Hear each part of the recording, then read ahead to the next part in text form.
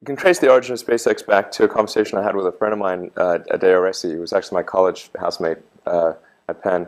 And we were on the Long Island Expressway, and we're talking about, he asked me what I'm going to do after PayPal, and I thought, well, I always liked space, but I don't think there's anything that I could do as an individual in space, because it's a province of governments and billions of dollars and stuff like that. But I know now. I know that the original plan was to go to Mars after the moon. So I thought I'd just go to the NASA website and find out when that's going to happen. Yeah. So when the NASA website, there was no mention of Mars. I was like, well, it's got to be here somewhere. So it was nowhere to be found. In fact, manned mission to Mars had been banned from NASA. I was shocked to learn. So I thought, well, maybe there's some philanthropic mission, something that would catch the public interest, that would result in the public wanting us to go to Mars, rekindling public interest in manned missions to Mars. And that's where I conducted a sort of feasibility study, pricing and technological feasibility of doing a small mission to Mars. Looked at a few possibilities. Eventually, I thought, well, the most feasible and affordable one would be to deliver a small greenhouse to the surface of Mars, like about a meter in diameter, with seeds and dehydrated nutrient gel. It would hydrate upon landing and grow the plants. And then you'd have this. I think you get quite a lot of public interest from that, because the public likes precedents and superlatives. So this would be the furthest that life's ever traveled, the first life on Mars, first life on any other planet that we're aware of. And you'd have this great money shot of green plants on a red background. So that seemed like it would generate a lot of interest. So I hired a bunch of consultants of various types to help me figure out how to do this, and we're able to get the cost of the non-launch portion cost down to a pretty low number, sort of $7 or $8 million. Now this is like really using commercial components, taking a lot of risks and all that, but maybe $7 or $8 million per spacecraft. I thought we needed to do two, because what if one blew up? That would really suck. So if we could get the non-launch portions of the thing down to maybe $7 or $8 million, and it's like, so then I started looking for the cost of the rocket. Domestically, it was completely infeasible, because a Delta II, which is the smallest rocket that could possibly do the mission, was like $65 million. So that was a lot of philanthropy, too much for me. And particularly if you want to do two missions, like hell, it's like $130 million. So I went to Russia a couple times, 3 times, to look at buying a refurbished ICBM, from the NEPR, basically. But the pricing that they wanted for the thing was also still too high. And after the third time I visited them, I started, along the way, I started reading about rockets and understanding more about what it took to develop one. And after the third trip back, I said, well, I'd like to look at, what I came to realize is that the real fundamental barrier was the cost of transportation. If you could get the cost of transportation low, then we would be doing a lot more in space. And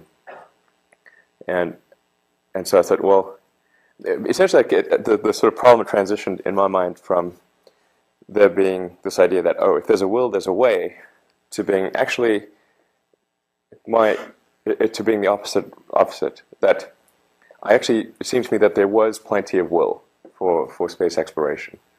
But if people thought there was no way it could be accomplished, they're not going to bang their head on a wall for no reason. So it's really, if there's a way, there's plenty of will, it seemed to me. So the question was really about making a way. So flip from building will to building way. So then I looked at what it would take to build a rocket in the U.S. and whether it's possible to make substantial cost improvements. And had a series of meetings with key engineers from the space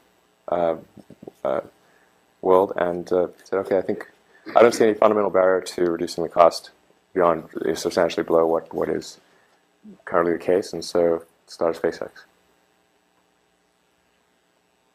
As far as from an entrepreneurship standpoint, how do you think just like having so much funding backing yourself and starting SpaceX with that, can you talk about like how that's been advantageous? Maybe not having like a board of directors to answer to all the time when certain things go wrong with SpaceX. Yeah, it's certainly helpful. Well, first of all, I mean, since I was a successful entrepreneur before SpaceX, I could have raised money. I mean, I could raise money for a bloody cheese factory if I wanted. They'd be like, okay, I've never done a cheese factory before, but he knows how to build businesses.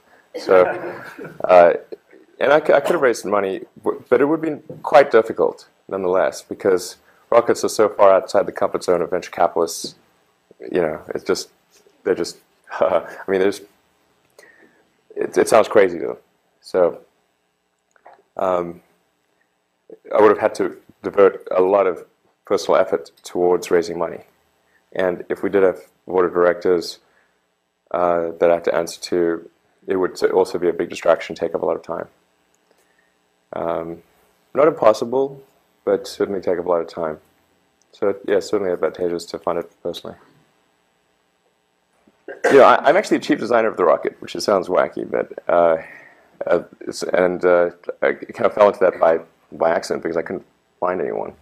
But I was able to bring on early on a very good guy to head up propulsion, a good structures guy, a good avionics guy. So as far as the subsystems were concerned, I had very experienced, competent people.